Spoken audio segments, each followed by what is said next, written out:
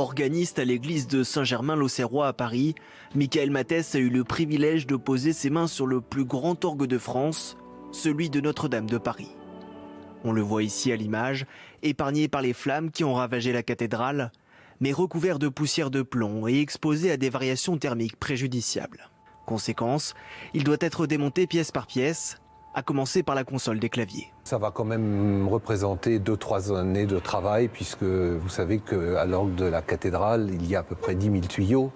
Donc il faut les prendre un par un, enlever les traces de plomb, il y a toute la partie mécanique, etc.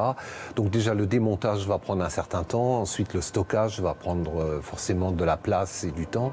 Un appel d'offres devra ensuite déterminer qui s'occupera du nettoyage, de la restauration et du remontage de l'instrument. Le début des opérations est déjà vécu comme une renaissance pour la communauté catholique, plus d'1 an après l'incendie de la cathédrale.